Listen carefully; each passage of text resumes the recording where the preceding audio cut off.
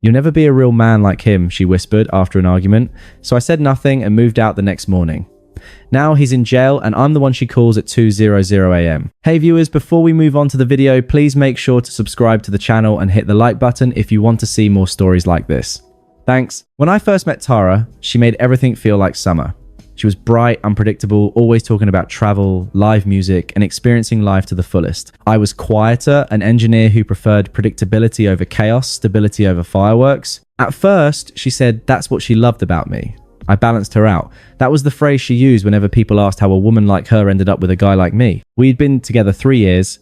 We shared an apartment just outside the city, the kind of place with mismatched furniture and a fridge covered in photos from road trips, birthdays, and every random Sunday we'd spent cooking together. I'd helped her move in, built her desk, co-signed her car loan when her credit was too thin. I didn't see those things as sacrifices. They were just what you do when you love someone. The first small changes came when she joined a new gym.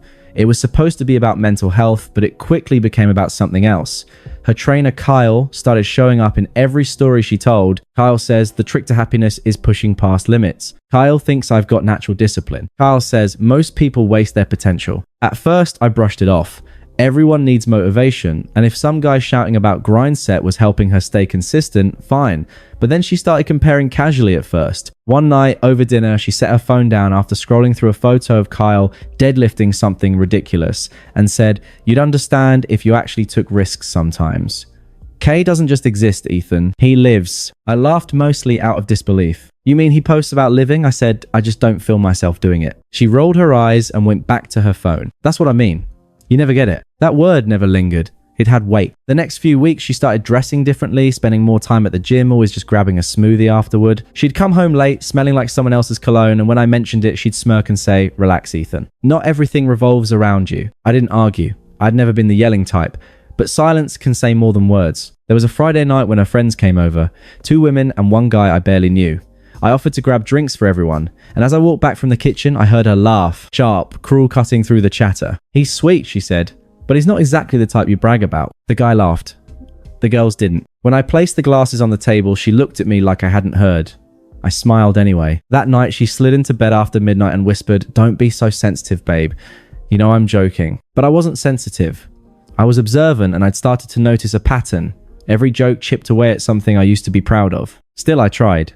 I kept cooking for us, left little notes on her mirror, asked about her day, even when she barely answered. I told myself it was just a phase, that she was restless, that she'd calm down once things stabilized at work. But deep down, I knew something was shifting. Love doesn't usually die loudly. It erodes, quietly, grain by grain. Every time someone chooses mockery over respect, and by the time I realized how far we drifted, she was already halfway gone. By the time fall rolled around, I could feel it, the quiet contempt. It showed up in small ways. Her sighs when I spoke, the way she'd scroll while I talked about my projects, the subtle smirk when I offered to help with her car or finances. I wasn't stupid. I just wanted to believe that the woman I loved was still in there somewhere. Then came that night, the night everything snapped. We were supposed to go to a friend's birthday dinner. I came home from work to find her pacing in the living room, already dressed in something that looked more like a nightclub outfit than dinner attire. When I asked if she was ready to leave, she just scoffed. "You're really wearing that?" I looked down, dark jeans, button-up clean shoes, my usual, "Yeah? What's wrong with it?" "Nothing," she said with that smirk that always meant everything. You don't really try, do you?" I let it slide again. But at the restaurant, she kept pushing. Every time Kyle's name came up, and somehow it always did, she lit up. Her hand brushed mine under the table once, but her eyes never left her phone. When we got home, I finally said it. "If you respect me, stop bringing that guy up." She looked at me like I was a child, interrupting grown-up. "You're jealous again. It's so unattractive when you act insecure." "I'm not jealous," I said calmly. "I just don't like being compared to some guy who doesn't exist outside your phone." Her voice dropped cold and deliberate. "You'll never be a real man like him." Silence.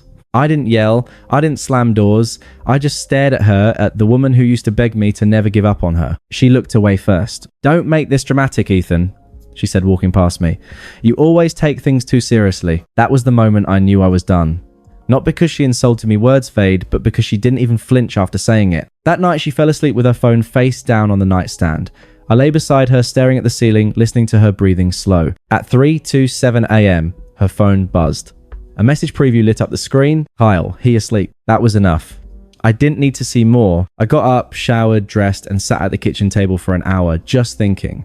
No anger, no heartbreak, just clarity. By sunrise, I packed a suitcase, essentials, only laptop, passport clothes, my grandmother's watch. I left the keys on the counter.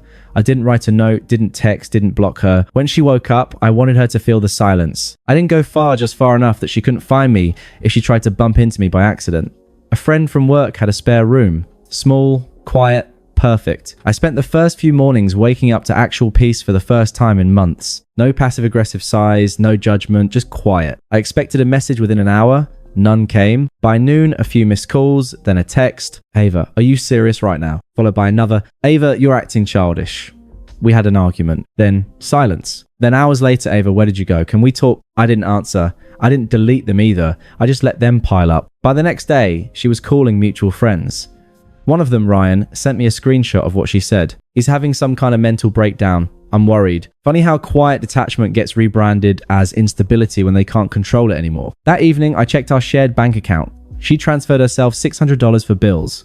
The bills were in my name, of course, so I froze the account. 10 minutes later, my phone rang again. Her name, then again, then again. When she realized I wasn't going to answer, she switched tactics. A voicemail came through. Her voice sweet, performative, trembling just enough to sound pitiful. Ethan, I don't know what you're doing, but can we please talk? You're scaring me. I didn't mean what I said. I was upset. Please don't just disappear like this. I played it twice, not because I missed her, but because I wanted to memorize the tone. She was scared not of losing me, but of losing her grip. By the third day, she was showing up at my job. First time, she waited in the lobby, pretending to be delivering something. Second time, she cried in the parking lot until someone asked if she was okay. I walked right past her both times. Ryan texted me that night. Bro, she's saying you abandoned her after she opened up about her insecurities. Of course, rewrite the narrative. That's what people like her do when silence hits harder than shouting. But the more she tried to get a reaction, the less I cared. It's incredible how fast love turns into nothing once you see the contempt beneath it. Still, there was one thing that stuck in my mind. Her last voicemail before I blocked her number. You think you're being the bigger person, but you're just proving me right. You'll never be a real man. Real men don't run. I remember sitting there staring at my phone, almost laughing. She thought I left to escape. She didn't realize I left to end the game. I hadn't spoken to Ava in almost 2 months when I heard from her again. Not directly through a co-worker of hers, Mia. Apparently the real man she left me for. The guy with the tattoos, the loud opinions, the constant need to prove himself, had moved into her place. Mia's text came at ons PM. Mia, hey, just thought you should know Ava is going through something. That guy she's with, he's not who she thought. I didn't reply. I didn't need to because the universe has a way of balancing arrogance with chaos. Still, curiosity got the better of me. I checked Ava's Instagram, something I hadn't done since I left. Her feed, once filled with brunch, photos, motivational quotes, and perfectly lit selfies, was quiet. The last post was over a month old. No new stories, no pictures of the real man, just silent. 3 days later, my phone buzzed. A new message from an unknown number. Unknown? Ethan, it's Ava. Please just hear me out. I almost ignored it, but she sent another right after. Ava, you were right about him. I didn't see it. He's not well. Then Ava, he broke my phone last week. I had to get a new one. I didn't know who else to talk to. I put my phone down, sat there. It wasn't satisfaction I felt. Not really. It was confirmation. The kind you don't need to celebrate. The kind that just quietly reinforces the decision you already knew was right. A week later, I got another message. Ava, he got arrested.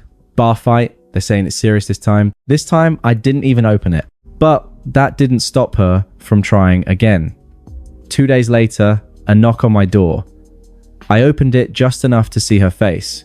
She looked like she hadn't slept in days. Eyes, puffy makeup, gone hair, tied up in a way that screamed, I didn't plan this visit. Ava, can I come in? Me no. Ava, please, Ethan. Just 5 minutes. I need to explain me. There's nothing to explain. She exhaled shakily like she'd been holding her breath for weeks. Ava, I was wrong, okay? I was so wrong about everything. About him. About you. Me. You told me I'd never be a real man like him. I believed you. She winced like I'd slapped her. Ava, I didn't mean it. I was angry. He said things that got in my head. I thought I needed something more intense. But he's me. A reflection. Ava, what me of everything you couldn't admit about yourself? She stared at me like she didn't recognize the person standing in front of her anymore. And maybe she didn't. Ava, please, Ethan. I just need someone to talk to. I don't have anyone left. Me? You made sure of that? She started crying then. Real tears.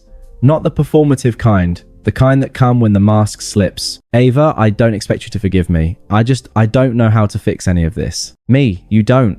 You live with it the same way I lived with your contempt. There was a long pause before she whispered, Ava, You really don't care at all, do you? Me not anymore. She left then quietly this time. No drama, no manipulation, just the sound of defeat. As the door closed, I realized something. When she said I wasn't a real man, she meant I wasn't the kind of man who needed control, chaos, or validation. She was right. I wasn't. And now finally, that was my greatest strength. After she showed up at my door, I thought that was it. Her closure attempt, a last scene before she disappeared back into whatever chaos she'd created for herself. But people like Ava don't fade quietly. They linger, they echo. The first sign came through mutual friends. Ryan texted me one afternoon. Ryan, she's been asking about you. Keeps saying she doesn't recognize who you've become. Then Ryan, she told people, you've changed like it's a bad thing. I laughed at that because she wasn't wrong. I had changed. I just didn't need her to approve of it. By that point, I had rebuilt everything she'd chipped away at. I'd gotten promoted at work, joined a weekend hiking group, and started sleeping 8 hours a night for the first time in years. I wasn't chasing happiness. I was living it quietly. Then one night it happened again. 2:17 a.m. My phone buzzed with a call from an unknown number. I knew instinctively. I let it go to voicemail. Then came the text. Ava, Ethan, I can't sleep. I keep thinking about how everything turned out. Can we please talk? I didn't reply. 5 minutes later, another Ava. He's out now. He keeps texting me. I'm scared. Then another Ava. I don't know why I didn't listen to you. You were the only person who ever actually cared. I blocked the number. A few days later, she messaged me through Instagram. Ava, you don't have to talk to me. I just want you to know I'm sorry. I miss how safe I felt with you. She started posting again soon after.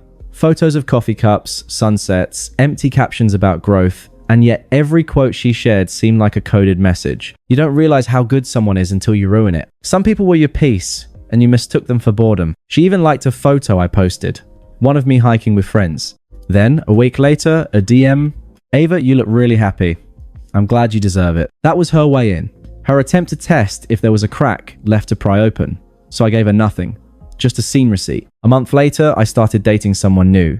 Rachel, the kind of woman who asked questions and actually listened to the answers. No games, no tests, no little digs disguised as jokes. And naturally, that's when Ava decided to reappear again. This time through Ryan, who warned me before she could. Ryan heads up. She showed up at the coffee shop asking about you.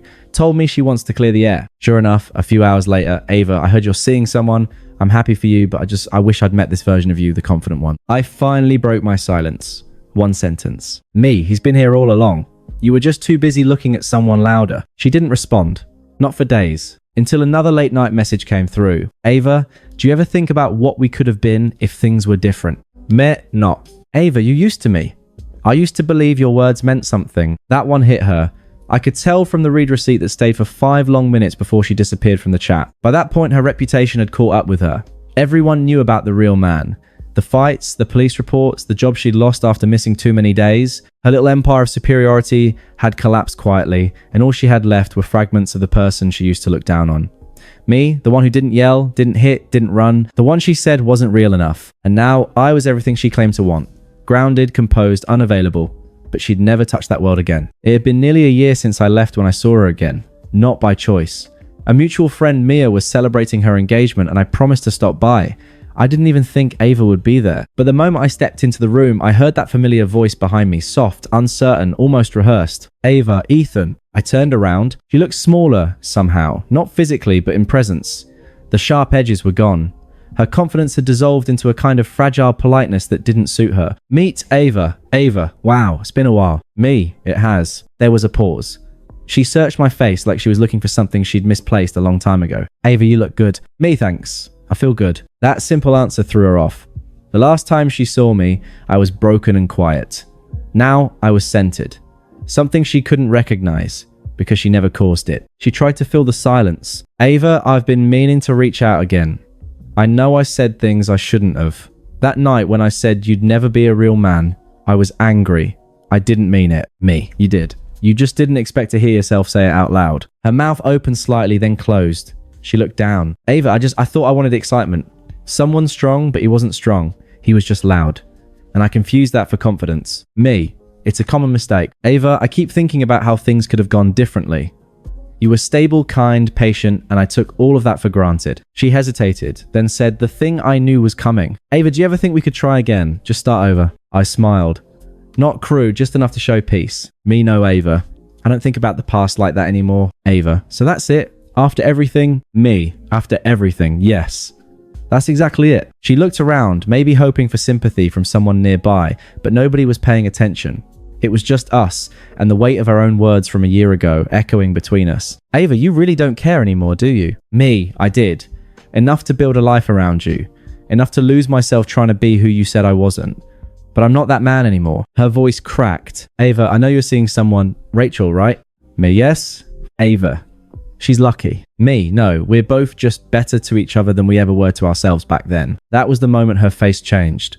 A flicker of realization, the quiet horror of understanding that the thing she tried to humiliate me for had become the foundation of someone else's happiness. Ava, I'm sorry. Me, I'm sure you are, but apologies don't fix contempt. They just acknowledge it existed. She swallowed hard. Ava, I hope you're happy. Me, I am.